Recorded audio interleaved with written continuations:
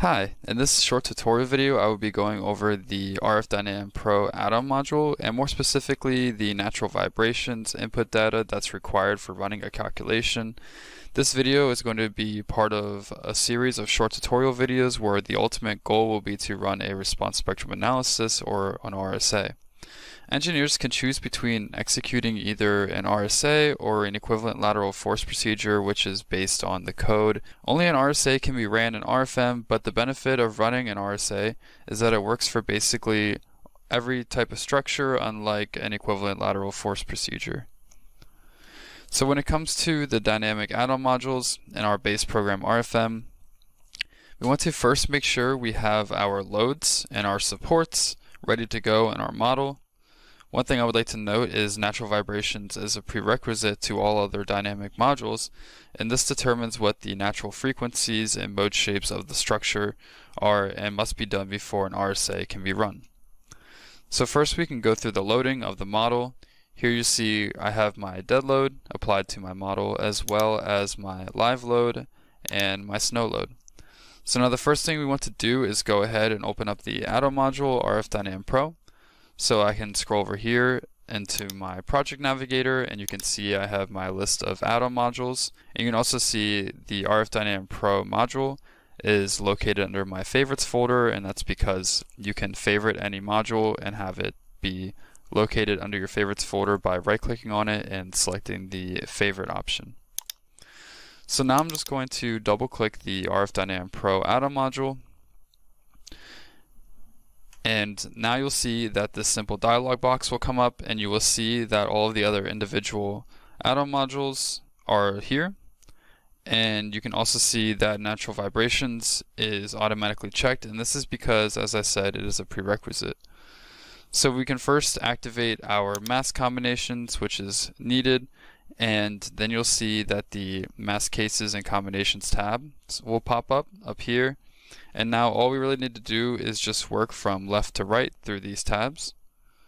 So the first tab we want to go through is the mask cases tab.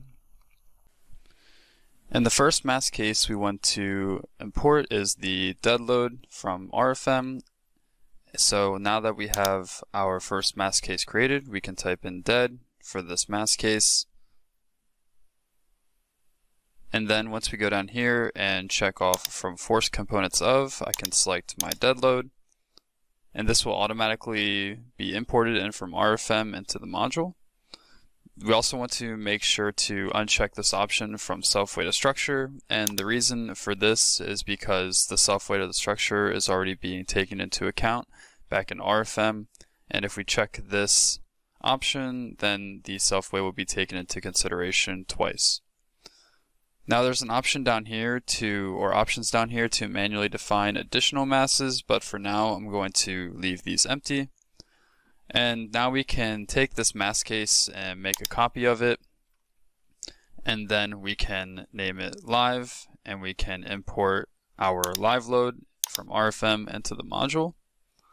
And then all we need to do is make a third copy and call this one snow. This will be our snow mask case. And then we can go down here and make sure the snow load is being imported in from RFEM for this mask case.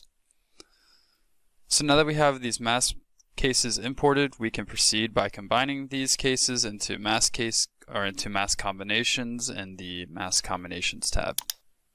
So now referring to the ASCE 716, more specifically section 12.7.2, the standard tells us that we need to include 100% of our dead load.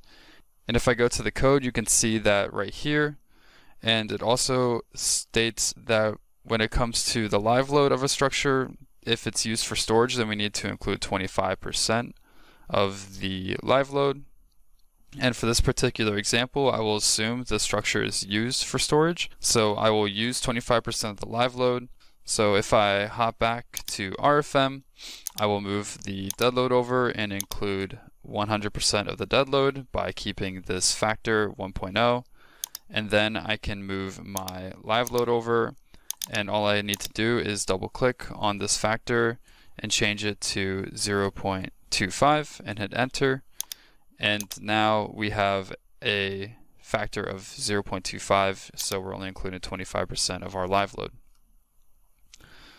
Now the code also mentions that for our snow load, if it has a magnitude of over 30 psf, then we need to include at least 20% of our snow load. This example, if I go back to RFEM and I hit OK and go to my snow load, you can see that I have 32 psf applied to the structure, and so now we can move our snow load over and apply a factor of 0.2 to the snow load.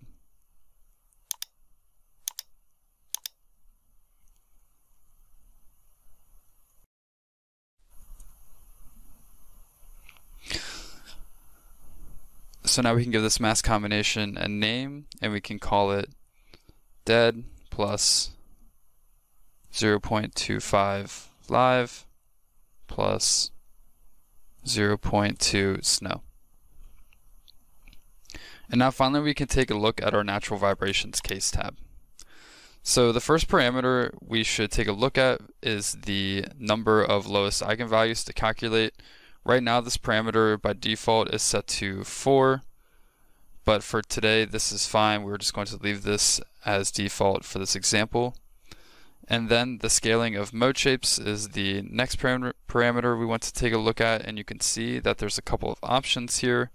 Now right now the default is to just take the square root sum of the squares, and with these couple of options I encourage you to take a look at our help manual for the dynamic module, where you can see a little bit more theory on how the calculation is done for the scaling of the mode shapes. And you can take a look at this manual by going down here and clicking on the help button. And within this manual we can scroll up to page 19, and here's where you'll find more information on the other options for the scaling of the mode shapes, and this will help determine if the other options are better suited for your design project. So back to RFEM, the next section of data to focus on is the calculation parameters. And here we want to choose the mass combination that we just created. When it comes to the acting masses, these are controlled by the acting mass matrix as well. So you should be able to see here by default the diagonal matrix with only the translational degrees of freedom is set. So our masses are only going to act in the global x, y, and z coordinates, which you can see back here in RFEM. And you can see there's other options to include both translational and rotational or torsional degrees of freedom. So with these options you'd be including masses about those axes. So there really are a couple of different options you can choose from here, and for now we will just go with the first default option. There are also multiple options for choosing the method for how the eigenvalues will be solved. We have different calculation types you can see here, and for this example in video we will be utilizing the Langkos solver, which is an iterative method used to determine the lowest eigenvalue and corresponding mode shape of larger models. So basically this solver allows the user to determine a quick convergence, and in contrast the root of the characteristic polynomial method will calculate all of the eigenvalues and corresponding mode shapes, so this method will take a lot longer.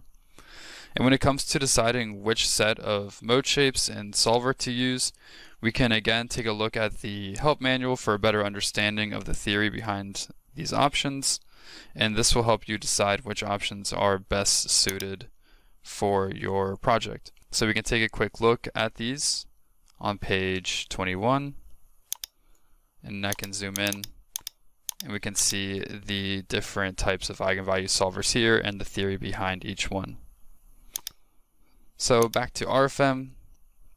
With regards to the stiffness modifications, we're going to leave this as no stiffness modification for now, but keep this in mind as I'm going to discuss this in more detail later on in the video in the series. And so now we are done basically with entering all of our necessary input data needed to run a calculation for our natural vibrations case. In the next video I will be running the calculation and explain how to interpret the results.